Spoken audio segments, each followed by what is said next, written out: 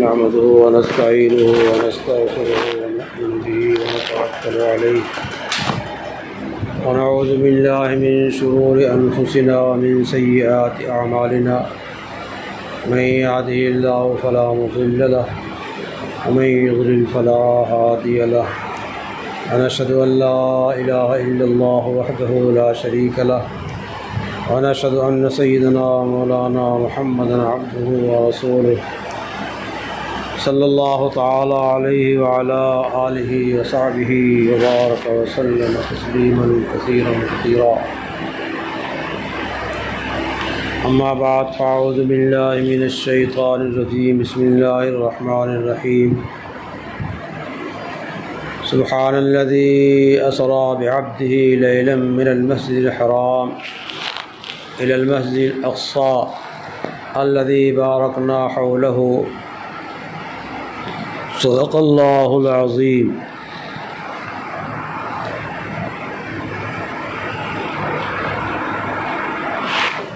نبی کریم صلی اللہ تعالیٰ علیہ وسلم کو اللہ تعالیٰ نے ایک اعزاز یہ نصیب فرمایا کہ آپ کو معراج نصیب ہوئی، اور معراج کی دو قسمیں بیان کی جاتی ہیں، ایک معراج جسمانی اور ایک معراج روحانی۔ معراج روحانی کا مطلب یہ ہے کہ جس طریقے سے آدمی خواب کے اندر بہت جگہوں کی سیر کر لیتا ہے، بہت سارے مناظر دیکھ لیتا ہے، لیکن جسم اس کا وہی ہے جہاں لیٹا تھا، جسم کو وہاں سے بالکل حرکت نہیں دی گئی، کہیں اور جگہ چلا گیا ہو، ہٹایا نہیں گیا۔ معراج روحانی کا یہی انداز ہے، اور معراج جسمانی کا مطلب یہ ہے کہ نبی کریم صلی اللہ تعالیٰ علیہ وسلم کے جسم اطہر کو یہاں سے وہاں تک کی سیر کرائی گئی۔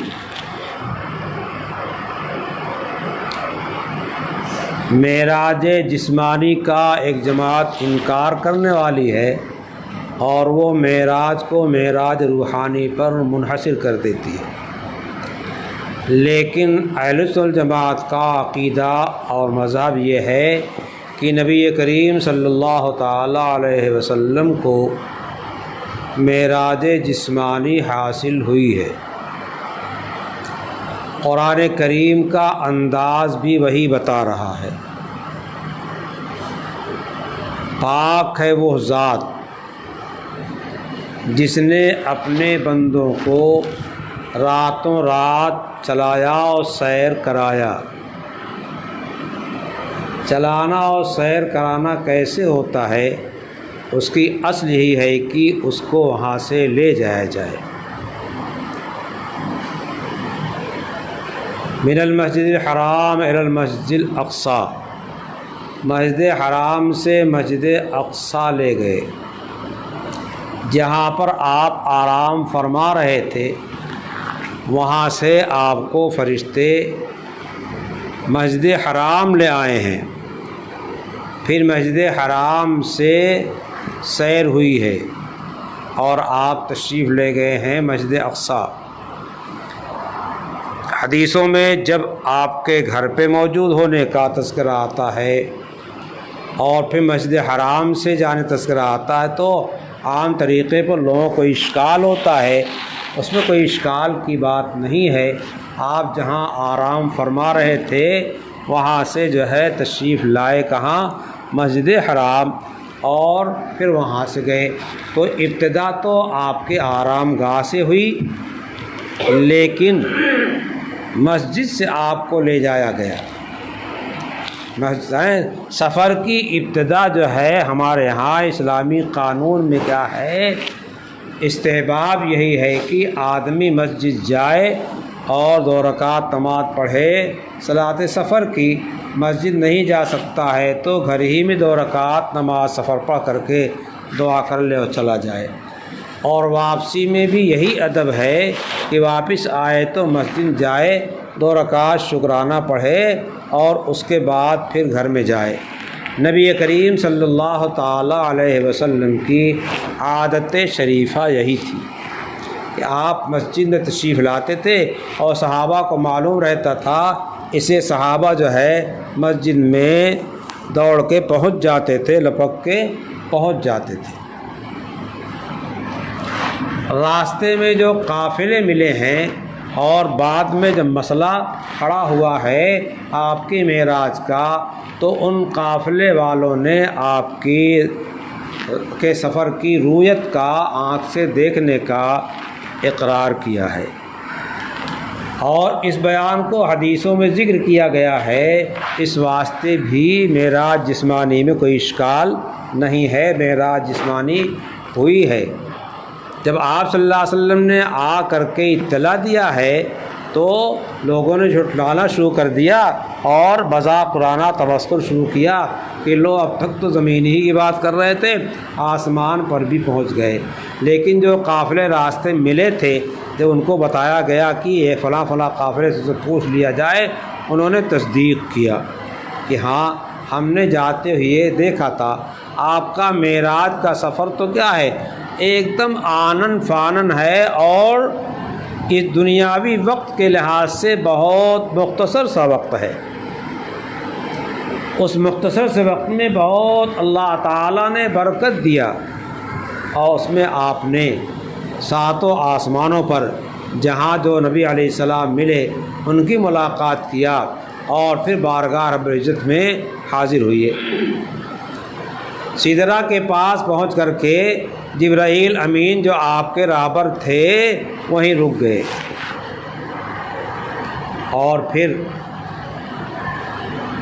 اس کے آگے جو ہے دوسری جماعت آئی فرشتوں کی، اور وہ لوگ لے گئے۔ وہ ایک جگہ ہے جہاں سے اوپر کے لوگ نیچے نہیں آتے ہیں اور نیچے کے لوگ اوپر نہیں جاتے ہیں۔ وہ 2 ملک ہے، اوپر کا الگ، نیچے کا الگ، اللہ تعالیٰ نے تقسیم فرما رکھی ہے۔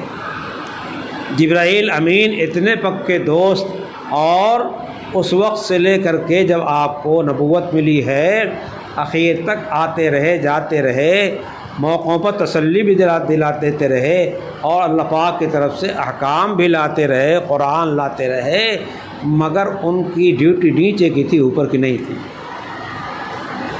نبی پاک صلی اللہ علیہ وسلم کی ملاقات تو جبرائیل سے تھی، اوپر کے لوگوں سے نہیں تھی۔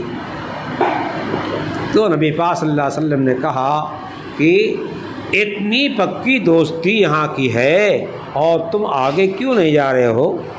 جدر دوستی مخلصم یافتی، عنانم سے صحبت چرا تافتی۔ مجھے دوستی میں تم بالکل پکا اور مخلص جانتے ہو، اس میں تمہیں کوئی شبہ نہیں ہے، پھر میرے ساتھ چلنے میں آخر کیا مجبوری تمہیں؟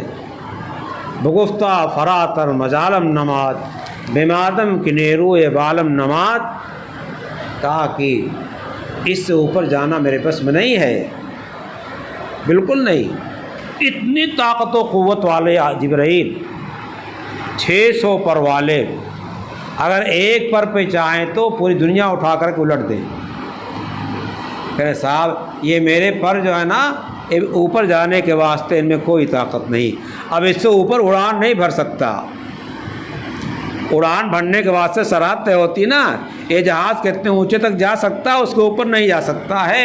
تو جبریل کی پر میں جو اڑان کی طاقت دی گئی تھی وہ سدرہ تک کی طاقت تھی، اس کے آگے کی طاقت نہیں تھی۔ لیکن اوپر والوں کے حوالے کر کے جبرائیل واپس یہاں وہیں رک گئے، اور پھر اوپر جو ہے وہاں سے دوسرے لوگ لے کے نبی پاک صلی اللہ علیہ وسلم کو اور اللہ تعالیٰ کی بارگاہ میں پیش کیا۔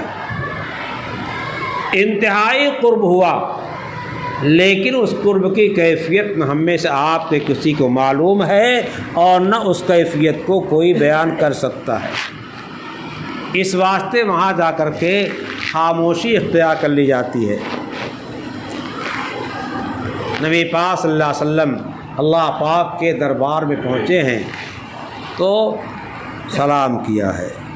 کیا سلام؟ اللہ تعالیٰ کا السلام علیکم تو نہیں کہا جائے گا، السلام علیکم ہم کو اور آپ کو کہا جاتا جس کو سلامتی کی ضرورت ہے، جس کے واسطے سلامتی کا انتظام کیا جائے تو السلام علیکم کی دعا کی جاتی ہے۔ اللہ تعالیٰ کی ذات تو سراپا سلام ہے، وہاں سلامتی کہیں سے لینے کی ضرورت نہیں ہے۔ سلام اللہ تعالیٰ کی ذاتی صفت ہے۔ تو اللہ کے حبیب نے جو تحیہ پیش کیا ہے، التحیات للہ والصلوات والطیبات، التحیات للہ والصلوات والطیبات، ہر بارگاہ کا ادب الگ الگ ہوتا ہے۔ بارگاہ رب العزت کا دربار جو اس کا ادب کیا ہے، الگ ہے۔ کیا کہا؟ التحیات للہ والصلوات والطیبات، ہر طرح کی باتیں چاہے قولی ہوں چاہے فعلی ہوں چاہے کچھ ہوں، وہ ساری کی ساری کیا ہے، وہ اللہ کے واسطے ہے۔ عبادت تو اللہ کے لیے ہے، سب اللہ کے لیے۔ تو ادھر سے اللہ رب العزت جانب سے سلام ملا جو ہمیں چاہیے تھا، رسول اللہ صلی اللہ علیہ وسلم چاہیے تھا۔ السلام علیک ایھا النبی ورحمۃ اللہ وبرکاتہ۔ جو سلام ہم کرتے ہیں یہاں نبی پاک صلی اللہ علیہ وسلم کو، وہی اللہ پاک نے نبی سے کر کے سکھایا ہے ہم کو۔ معراج میں وہی سلام کر کے نبی علیہ السلام سکھایا، کیا کہا؟ السلام علیک ایھا النبی ورحمۃ اللہ وبرکاتہ، اور نماز میں اسی کی یادگار ہم کو ہمارے سامنے آتی ہے۔ اس واسطے یہ نہیں کہا جا سکتا کہ صاحب نبی علیہ السلام تو سامنے ہے نہیں، السلام علیکم کیسے کہتے ہو نماز میں؟ معراج کی رات کی یہ پوری اتحیات کیا ہے؟ نقل ہے، اسی کی نقل ہے۔ اللہ نے ارشاد فرمایا، اپنے پیارے نبی کو سلام کیا کہ اس کا کیا انداز اللہ تعالیٰ کا ہے، اور اللہ جس نبی کے واسطے سلامتی کی دعا دے رہا ہے اس کا کوئی بال بھی کیا کر سکتا ہے؟ کتنی دشمنیاں ہوئیں، کتنی کوششیں ہوئیں، جتنی کوشش جتنی صحیح کر سکتے تھے کفار و مشرکین، اس میں کوئی دقیقہ کوئی کسر باقی نہیں چھوڑی، لیکن ادھر سے تو اللہ تعالیٰ کی طرف سے یہ سلام پہلے سے طے ہے۔ وہاں اللہ تعالیٰ اس کو نبی علیہ السلام کو عنایت فرما رہے ہیں، عنایت فرما رہے ہیں، پیش فرما رہے ہیں، ہم نہیں کہیں گے پیش چھوٹا بڑے کو کرتا ہے، بڑا چھوٹے کو نہیں کرتا ہے۔ عنایت ہو رہی ہے، مرحمت ہو رہی ہے، عطا ہو رہی ہے، داد ہو رہی ہے، یہ تو کہا جا سکتا ہے، پیش نہیں کہا جا سکتا۔ السلام علیکم ایھا النبی ورحمۃ اللہ وبرکاتہ۔ اللہ کے حبیب نے کیا کہا؟ السلام علینا وعلی عباد اللہ الصالحین، ہم سب پہ سلامتی، اور خاص کر جو آپ کے صالح مخلص بندے ہیں، صلاح و تقوی والے ہیں، ان پہ سلامتی۔ کیا نبی کی ذات ہے، اور اتنے اوپر پہنچنے کے بعد کیسا امت کو یاد رکھا ہے۔ یہاں کی اشکال کتاب والوں نے، سیرت والوں نے کیا ہے اور اس کا جواب بھی دیا ہے۔ اشکال یہ کیا جاتا ہے کہ نبی علیہ السلام نے تو عباد صالحین کو یاد رکھا، ہم گنہگاروں کو نہیں یاد رکھا، ہم گنہگاروں کو نہیں یاد رکھا اور عباد صالحین کو یاد رکھا۔ اس کا جواب دیا جاتا ہے کہ پہلے آپ نے کہا ہے السلام علینا، السلام علینا میں ہم سب کو شامل کیا ہے، السلام علینا میں ہم سب کو شامل کیا ہے، علیحدہ نہیں کیا ہے، بھولے نہیں ہیں، لیکن جو صالحین ہیں ان کو خصوصیت سے پھر یاد کیا ہے تاکہ تم بھی یہ سن کر کے جو ہے عباد صالحین میں داخل ہونے کی صحیح کرو، کوشش کرو، اعمال کرو اس کے واسطے۔ بار جو ہوا وہاں پڑھتے رہتے جانتے رہتے ہیں۔ اس کے بعد واپس آئے، حضرت موسیٰ علیہ السلام سے جاتے ہوئے ملے تھے، آتے ہوئے ملے۔ حضرت موسیٰ علیہ السلام نے پوچھا کیا ملا؟ معلوم کیا ہوا کہ دربار میں جب کسی کو بلایا جاتا ہے اپنے ہاں خصوصی مہمان، تو اس کو مہمان نوازی کے ساتھ کچھ واپسی کا عطیہ بھی دیا جاتا ہے، کچھ ہدیہ اور تحفہ بھی دیا جاتا ہے، کچھ جھولے میں ڈالا بھی جاتا ہے، کھلایا بھی جاتا ہے اور جھولے میں ڈالا بھی جاتا ہے۔ دانش کو نہیں معلوم ہے۔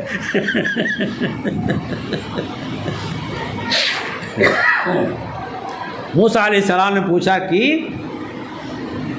کیا ملا؟ ایسا ہمارے مولا اور آقا نے ہم کو 50 وقت کی نمازیں عطا فرمایا ہے، 50 وقت کی نمازیں عطا فرمایا ہے۔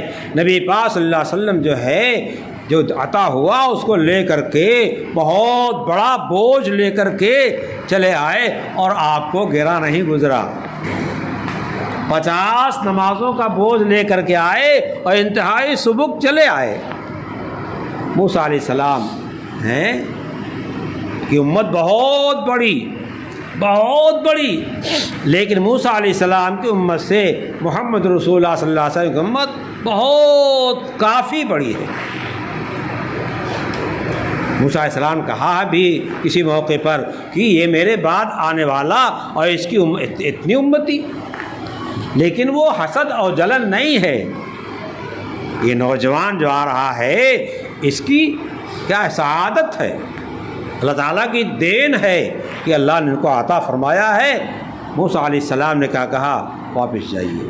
اگر حسد ہوتا تو کیا کہتے؟ جائیے پتہ چلے گا، بڑی بڑی امت لے کے آئے ہو، ہے نا؟ نہیں، خیر خواہی کا مشورہ دیا۔ انبیاء علیہ السلام سراپا خیر خواہی ہوتے ہیں، خیر خواہ ہوتے ہیں، اور دین سراپا خیر خواہی ہے۔ دین پورا کیا ہے؟ نصح اس کو کہا گیا، دین کو سراپا خیر خواہی۔ الدین النصیحہ، الدین النصیحہ سراپا نصح اور خیر خواہی ہے۔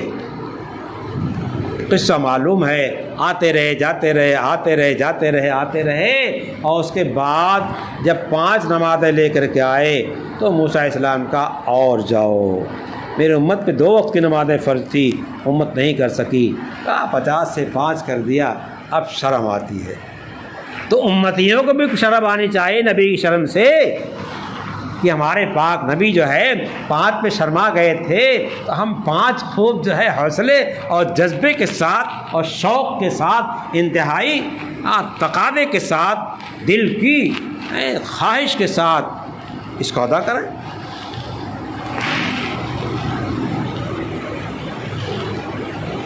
اس وقت کیا اعلان ہوا؟ اللہ پاک کی طرف سے اعلان آیا، واپس آ گئے۔ اچھا، ایک مرتبہ اللہ تعالیٰ نہیں دے سکتے تھے 5 نمازیں؟ مالک کی مرضی ہے، مصلحت ہے، لیکن ایک مرتبہ کے بعد لوٹ کے آئے تھے تو برداشت مشکل ہو جاتی، اس لیے بار بار ملاقات کا ایک بہانہ اللہ تعالیٰ نے دیا اپنے پاک نبی کو، بار بار اپنے پاس بلانے کا اور نبی کی تڑپ کے پورا کرنے کا کیا دیا، ایک بہانہ دیا کہ پھر جاؤ پھر جاؤ پھر جاؤ پھر جاؤ پھر آؤ، اور اس کے بعد 5 لے چلے آئے تو اعلان ہوا ہن خمسن، ہیں 5، یہ پڑھنا ہے 5، وہن خمسون، ہم نے 50 کہا تھا، اس 50 میں ثواب کے لحاظ سے تبدیلی نہیں ہوئی ہے، عملی طور پہ تبدیلی ہوئی ہے، عمل کے لحاظ تبدیلی ہے، ثواب تو ہم 50 کا 50 دیں گے، لیکن عمل 5 کا کرنا ہے۔ کیا کریم آقا ہے! یہ سب سے پہلا نمبر ہے جس نمبر پہ اس امت کے واسطے جو ہے اللہ تعالیٰ کا انعام تمام امتوں سے زیادہ ملا ہے، تمام امتوں سے زیادہ ملا ہے، کہ 1 کا 10 گنا، 1 کا 10 گنا وہیں سے ہوا ہے۔ حدیث پاک میں مثال آتی ہے، آخری باب ہے حدیث مشکاہ شریف میں، باب ثواب ہذہ الامہ، اس امت کے ثواب کا مسئلہ، اس میں روایت ذکر کیا ہے کہ ایک قوم آئی، اس نے صبح سے دوپہر تک کیا کیا؟ مزدوری کا کام کیا، اس کو مزدوری دے دی گئی، دن بھر کی مزدوری اس کی پوری دے دی گئی، مگر وقت کتنا ملا؟ صبح سے دوپہر تک کا وقت۔ پھر دوسری قوم آئی اور انہوں نے دوپہر سے لے کر کے ظہر سے لے کر کے جو ہے دوپہر سے عصر تک کیا کام، ان کو مزدوری ان کی دے دی گئی۔ اور ایک قوم آئی اور اس نے عصر سے غروب آفتاب تک ہی محنت کیا، اسے پوری مزدوری دی گئی۔ وہ مثال یہود و نصارہ کی ہے، یہ امت محمدیہ کی ہے۔ امت محمدیہ کو جب ثواب عنایت کیا جائے گا تو دوسری امت کے لوگ کیا کریں؟ سوال کریں گے اللہ تعالی ہم نے جو ہے اتنا عمل کی، جتنا عمل کیا ہے اس کا ہم کو اتنا ہی ثواب دیا گیا، امت محمدیہ کو تو ڈھیر کا ڈھیر جو ہے لادا جا رہا ہے، یہ کیا بات ہے؟ اشکال کریں گے بارگاہ رب العالمین میں، فرمائیں گے تم نے جتنا کیا مل گیا نا، جتنا کیا مل گیا، اس میں کچھ ہم نے کوتاہی کمی کیا ہے، ثواب میں تمہارے کٹوتی کیا ہے، 18% نکال لیا ہے، کچھ تو نہیں، سب تو دے دیا پورا، کیا نہیں؟ ہاں بس جاؤ، ذالک فضلی اعطیہ من اشاء، یہ جو میں زیادہ دے رہا ہوں یہ میرا فضل ہے میری طرف سے، فضیلت و ذاتی ہے، جس کو چاہوں دوں، اس میں کسی کو مجال دم زدن نہیں ہے، بولنے کی کوئی بولنے کا حق نہیں ہے۔ خاموش ہو گئے، اور پھر وہاں سے یہ ضابطہ چلا کہ ایک کا 10 مل گیا۔ یہ شب معراج میں 2 چیزیں ملی، کیا؟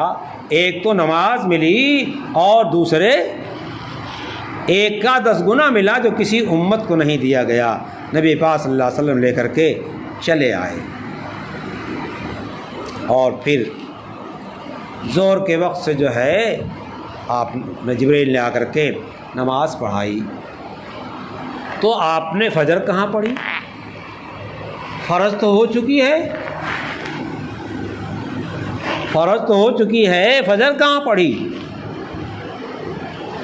اس کا ایک جواب دیا آتا ہے ابھی اجمال آیا، تفصیل نہیں آئی ہے، جب تک تفصیل نہیں آئی ہے تب تک عمل ضروری نہیں، عمل واجب نہیں ہے۔ اور دوسرا جواب یہ دیا آتا ہے کہ آپ نے واپسی میں فجر کی نماز کی جماعت جو ہے تمام انبیاء کرام کے ساتھ پڑھ لی تھی، آپ پہ فرض ہو گئی تھی، امت کو پتہ نہیں تھا، آپ نے مسجد حرام، مسجد اقصیٰ میں پڑھ لی تھی، جی مسجد اقصیٰ میں جہاں اور انبیاء کرام تشریف لائے ہیں، وہیں نبی کریم صلی اللہ تعالیٰ علیہ وسلم نے نماز پڑھائی ہے کس کو، اور وہیں ایک پتھر میں سوراخ کر کے جبرائیل امین نے حضور کے براق کو باندھا ہے، وہی سب حدیثوں میں موجود ہے۔ تو بہرحال جبرائیل امین تشریف لائے اور 10 وقت کی نمازیں ظہر کے وقت سے کیا کیا؟ پڑھایا۔ تو اصل فریضہ تو انسانوں پر تھا، جبرائیل امین پڑھائیں تو نفل ہوگی، حنفیہ کے ہاں تو نفل نماز پڑھنے والا فرض والے کی امامت نہیں کر سکتا۔ تو یہ کیا ہوا؟ جبرائیل پڑھا رہے ہیں، حضور صلی اللہ علیہ وسلم صحابہ کرام پڑھ رہے ہیں، جبرائیل اللہ تعالیٰ کے حکم سے پڑھ رہے ہیں، اس لحاظ جبرائیل پر نماز پڑھنا، پڑھ کے بتانا فرض کر دیا گیا تھا، اس لیے جبرائیل بھی فرض پڑھ رہے ہیں، اور محمد رسول اللہ صلی اللہ علیہ وسلم بھی فرض پڑھ رہے ہیں، اور سارے صحابہ کرام کیا ہیں جو موجود ہیں وہ سب فرض پڑھ رہے ہیں۔ 5 وقت میں، اول وقت میں 5 ظہر سے اگلی فجر تک، اور پھر ظہر سے اگلی فجر تک جو ہے سب سے آخر وقت میں کیا کیا؟ نماز پڑھا جبرائیل امین نے، اور فرمایا کہ یہی اسی دونوں کے بیچ میں یہ ادھر کی سرحد ہے، یہ ادھر سرحد ہے، اس سرحد سے اس سرحد تک جو ہے نماز کا وقت ہے، یہ سرحد بھی داخل ہے، وہ سرحد بھی داخل ہے، یہ بھی داخل ہے کیوں؟ اس میں پڑھا ہے، وہ بھی داخل اس میں پڑھا ہے، اس لیے اس وقت کو نماز سے خائل نہیں کیا جائے گا۔ یہاں سے لے کے یہاں تک یہ پورا وقت جو ہے آپ کے نماز کے وقت کا ہے، جی ایک صاحب آئے، کہنے لگے آج فلاں جگہ جو ہے تقریر ہو رہی تھی اور بہت بہترین تقریر ہوئی، بہت بہترین تقریر ہوئی، اور خوب ایک دم کیا نام کی تعریف میں مسئلے جا رہے تھے۔ میں نے کہا ارے بتائیے تو کیا تقریر ہوئی؟ میں اس کا نکاح پڑھانے گیا تھا، وہیں وہ بھی شرکت کر رہے تھے اور بڑے عجیب انداز سے بیان کر رہے تھے۔ ہاں، لکھنؤ کس طرح یاد میں گھٹ کا ہے۔ کہنے لگے وہ مولانا صاحب تقریر کر رہے تھے کہ تمام جگہوں پہ نماز کا ایک ہی وقت کر دیا جائے، جماعت ہر جگہ ایک وقت میں کر دی جائے کہ ایک وقت میں سب لوگ ظہر پڑھیں، ایک وقت میں سب لوگ عصر پڑھیں، ایک وقت سب لوگ مغرب پڑھیں۔ کیسے عالم تھے وہ؟ کچھ آزاد رہے ہوں گے ہیں کیا؟ بنگلہ دیش میں مغرب نماز ہو جاتی ہے، یہاں وقت ہی نہیں ہوتا۔ تو آپ آدم بڑھنے کا گھر کے لیے کہہ رہے ہیں کیا؟ تقویم ہر جگہ کے علیحدہ علیحدہ ہے، اور جو انداز طلوع غروب وغیرہ کا ہے ہر ایک کی تعداد دقائق وغیرہ علیحدہ علیحدہ لکھا ہے، تو ایک وقت کیسے ہوگی؟ آدم گڑھ میں رہ کر کے اتنی عقل نہیں ہے؟ میں نے تو یہ نہیں کہا ان سے، میں نے ان سے یہ کہا کہ ایک دکان پہ 3 بھائی رہتے ہیں اور ہر وقت میں دکان بند کرنا کھولنا آسان نہیں، سامان اندر باہر نکالا جاتا پھیلا رہتا ہے، اور چھوڑ کے جائیں تو نقصان بھی ہو سکتا ہے۔ تو 3 بھائی تینوں جماعت کے ساتھ مسجد کی نماز پڑھنا چاہتے ہیں، تو کیا ایک وقت میں دکان چھوڑ کے چلے جائیں؟ شریعت میں ایسی تنگی نہیں ہے۔ شریعت نے وقت میں توسع جو دیا ہے، فجر کی نماز کا وقت جو ہے طلوع صبح صادق سے لے کر کے طلوع شمس تک جو ہے اتنا لمبا وقت، 1.25 گھنٹہ، اور کبھی 1.25 گھنٹے سے کچھ زیادہ ہو جاتا ہے، 1.5 گھنٹے کے اندر ہی اندر رہتا ہے، 1.25 گھنٹے جو زیادہ رہتا ہے۔ اور جو وقت جو ہے صبح صادق سے لے کر کے طلوع آفتاب تک رہتا ہے، بین ہی اتنا ہی وقت جو ہے غروب آفتاب سے لے کر کے عشاء کے وقت تک رہتا ہے۔ یہ ہے تھانوی رحمۃ اللہ علیہ نے امداد الفتاوی میں لکھا ہے، وہاں جا کے دیکھ لیجیے، یاد ہو اور پکا ہو جائے گا۔ تو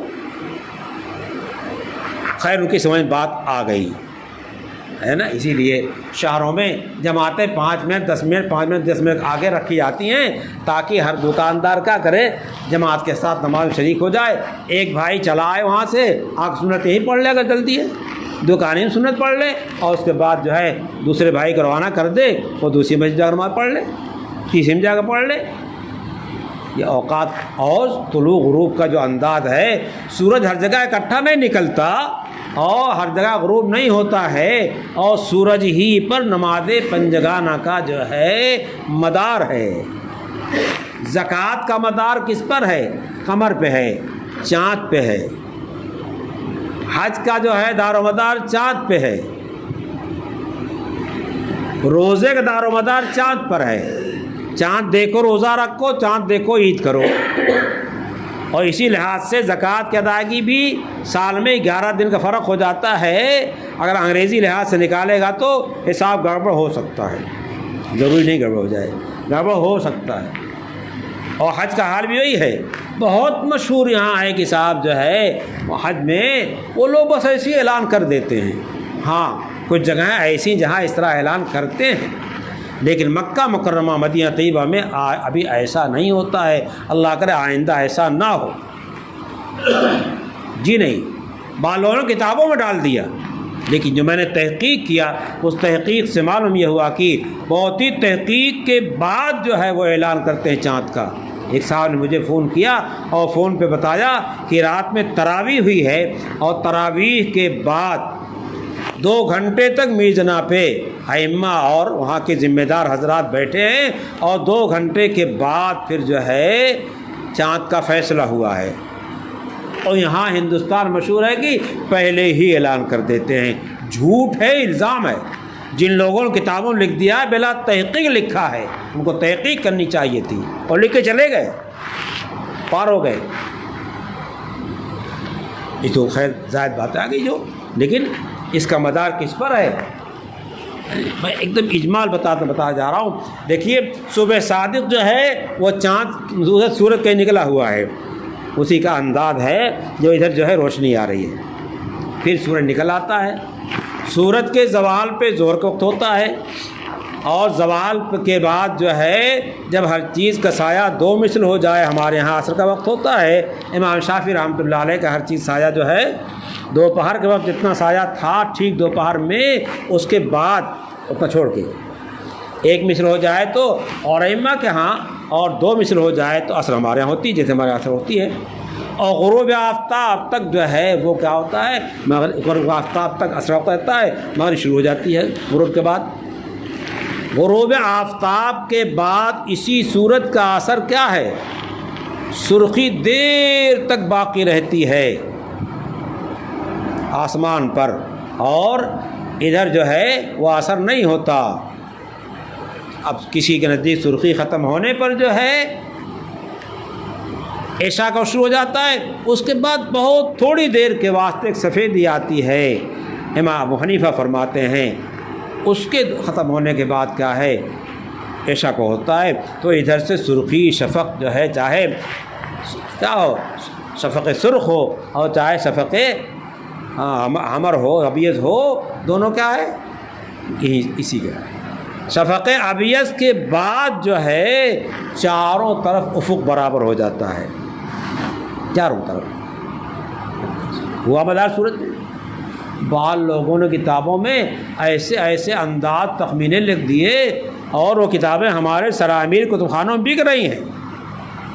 ایک کتاب ہے عورتوں کی نماز، اس میں 5 وقت کے انداز کا ایک تخمینہ بیان کیا ہے. جی کیا لکھا ہے، فجر کی نماز کا وقت جو ہے صبح صادق سے شروع ہو کر کے طلوع آفتاب تک رہتا ہے. اور پھر لکھتے ہیں کہ طلوع آفتاب سے کچھ پہلے کوئی اس کو مزید بول رہا ہے، 10-15 منٹ پہلے کیسے کوئی لکھا ہے پہلے ختم ہو جاتا ہے.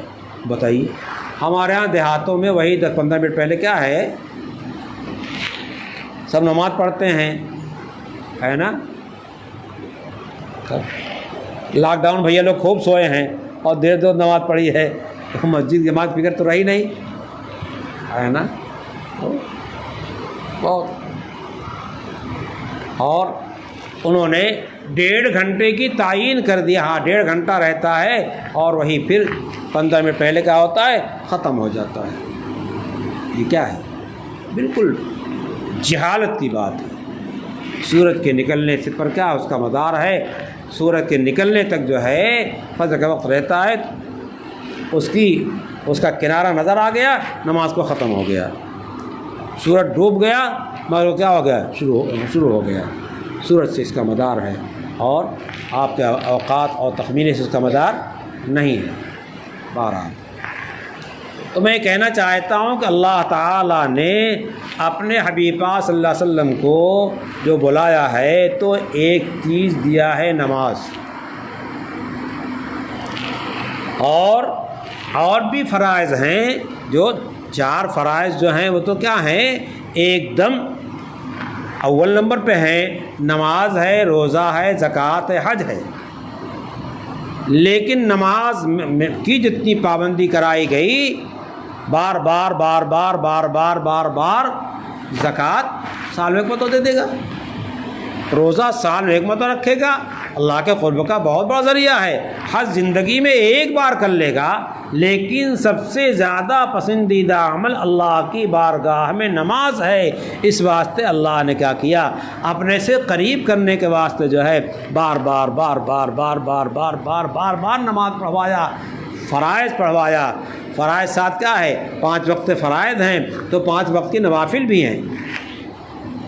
اشراق ہے، چاشت ہے، اور فیض زوال ہے، زوال کے بعد فوراً 4 رکعت جو ہے اس کی فضیلت ایسی جیسے تہجد کی نماز. یہ طریقے سے اوابین ہے، تہجد ہے، 5 نمازیں ہو گئیں. اس کے علاوہ اپنی ضروریات پہ نماز حاجت ہے، نماز سفر ہے، نماز تسبیح ہے، اللہ تعالیٰ نے اپنے قریب کرنے کے واسطے نماز کو بہت زیادہ جو ہے پھیلانا چاہا ہے، اور نبی صلی اللہ علیہ وسلم کو اس کی تعلیم مختلف انداز سے کیا ہے۔ اس واسطے سمجھنا چاہیے کہ اللہ تعالیٰ سے قریب ہونے کا سب سے زیادہ ذریعہ جو ہے کیا ہے؟ ایمان کے بعد نماز ہے، اور سب سے بڑا ذریعہ کیا ہے؟ وہ ایمان ہے۔ ایمان ایسی چیز ہے جو ہر آن فرض ہے، کسی آن میں ایمان جو ہے ساقط نہیں ہوتا، کسی آن بھی ایمان ساقط نہیں ہوتا، ایک آن کے واسطے بھی کفر کا آنا پسندیدہ نہیں ہے۔ تو سب سے زیادہ جو عمل اہم ہے وہ تو کیا ہے؟ وہ ایمان ہے۔ ہر وقت وہ ہمارے پاس ہونا چاہیے، کسی وقت میں اس میں کوئی تزلزل نہیں ہونا چاہیے۔ اس واسطے ایمان کی پختگی کی دعائیں کرنا چاہیے، اور ایمان کی پختگی کے واسطے جو ہے تدبیر کرنا چاہیے، پختہ ایمان والوں کے پاس بیٹھنا چاہیے، اور لا حول ولا قوت الا باللہ کی تسبیح پڑھنے سے جو ہے ایمان میں قوت پیدا ہوتی ہے۔ اور ایمان کے معنی میں نے آپ کو پہلے کبھی بتایا ہے کہ ایک صاحب کھڑے ہوئے اور زور سے کہا یا رسول اللہ مل ایمان، اللہ کے رسول ایمان کا ہے؟ فرمایا الاخلاص، الاخلاص، ایمان اخلاص کا نام ہے۔ جو عمل ہم کرتے ہیں ایمان کا، اس میں ہمیشہ یہ ذہن ہونا چاہیے کہ ہم یہ اللہ کے واسطے کر رہے ہیں۔ ہمارے دماغ کے اندر جو ہے ہر دم یہ بیٹھا رہنا چاہیے کہ ہم یہ اللہ کے واسطے کر رہے ہیں، نماز اللہ کے واسطے پڑھ رہے ہیں، روزہ اللہ کے واسطے رکھ رہے ہیں۔ یہ چیز جو ہے ایک تو اللہ کے واسطے ہونے کا ہر دم دھیان ہونا چاہیے، جب بھی نماز پڑھیں تو اللہ کے واسطے، اور یہ اللہ کے واسطے ہر عمل کرنے کا دماغ بنا رہنا چاہیے، اس سے کبھی جو ہے دماغ خالی نہیں ہونا چاہیے۔ اس واسطے کہ رسول اللہ نے ایمان کی تعریف اخلاص سے کیا ہے، رسول اللہ نے ایمان کا تعارف اخلاص سے کرایا ہے۔ تو ایمان کے لیے اور سارے اعمال کے لیے ہمارے ذہن میں ایک چیز ہونی چاہیے، غفلت نہیں، اور دوسرے اللہ تعالیٰ نے جن انعامات کا وعدہ فرمایا ہے ان انعامات کا تصور ہونا چاہیے کہ ہم اشراق پڑھیں گے تو اللہ تعالیٰ کیا کریں گے؟ ایک حج عمرے کا ثواب عنایت فرمائیں گے۔ مثلاً قرآن پاک کی تلاوت کریں گے تو 1 حرف پہ 10 نیکی ملے گی، اور اعمال کے علیحدہ ثواب ذکر کیے گئے ہیں، ان کو دیکھنا چاہیے، معلوم کرنا چاہیے، اور اس کے لینے کی اور پانے کی اللہ سے امید رکھنا چاہیے۔ اللہ توفیق سے نوازے۔ اللہم صلی علی سیدنا مولانا محمد وعلی آل سیدنا مولانا محمد وبارک وسلم تسلیما کثیرا کثیرا، کلما ذکرہ الذاکرون کلما غفل عن ذکرہ الغافلون، اللہم آثرنا واکثرنا واصلنا شأننا کلہ۔ اے اللہ ہم سب کو عمل کی توفیق نصیب فرما، ہمارے اعمال میں خلاص نصیب فرما، ہمارے لیے اے اللہ نیت کی درستگی کا فیصلہ فرمائیے، ہماری نیتوں میں اخلاص پیدا فرمائیے، اعمال پہ جو آپ نے وعدے فرمائے ہیں ان کو ہمیں ذہن نشین فرما دیں، اور اس کے ملنے کی ہمیں امید رکھنے کی توفیق سے نواز دیجیے۔ اے اللہ پورے ملک کے اندر امان کی فضا قائم فرما دیجیے، مدارس و مساجد و خانقاہوں کے اور تمام دینی جماعتوں جمعیتوں کے اے اللہ کھلنے اور چلنے کے اسباب مہیا فرما دیجیے۔ اے اللہ جو رکاوٹیں آ گئی ہیں ان رکاوٹوں کو دور فرما دیجیے۔ اسلامیات پہ جو حملے ہو رہے ہیں اے اللہ اس وقت مسلمان بہت کمزوری کی حالت میں ہے، بہت بے بسی کی حالت میں ہے۔ اے اللہ تو ہی جو ہے ان حملوں کی مدافعت فرما، اے اللہ تو ان حملوں کی مدافعت فرما، اے اللہ اے اللہ حملوں سے اے اللہ مسلمانوں کی اے اللہ دین اسلام کی حفاظت فرما، اے اللہ اپنے پاک دین کی حفاظت فرما۔ اے اللہ تیرا دیا ہوا دین ہے، اور تیرے ہی حفاظت کرنے سے اور تیرے محفوظ رکھنے سے محفوظ رہے گا۔ ہم بے بس ہیں اے اللہ ہماری مدد فرما، اے اللہ ہماری مدد فرما، سارے عالم اسلام مسلمانوں کو غلبہ نصیب فرما، اسلام مسلمانوں کے واسطے اے اللہ تعالیٰ کی اے اللہ سہولتیں مہیا فرما، آسانیاں مہیا فرما، مصائب کے اوقات سے حفاظت فرما۔ اے اللہ جو مسلمان جیلوں میں ہیں ان کے واسطے رہائی کے اسباب مہیا فرما، جو قصوروار ہیں ان کو اپنے اپنے قصوروں سے توبہ توفیق نصیب فرما، سب کو اپنا قرب نصیب فرما، اپنی محبت نصیب فرما، اپنی معیت نصیب فرما، اپنی رضا نصیب فرما۔ ربنا تقبل منا انك انت السميع العليم وتب علينا انك انت التواب الرحيم، وصلى الله تعالى على خير خلقه سيدنا محمد وآله وصحبه اجمعين برحمتك يا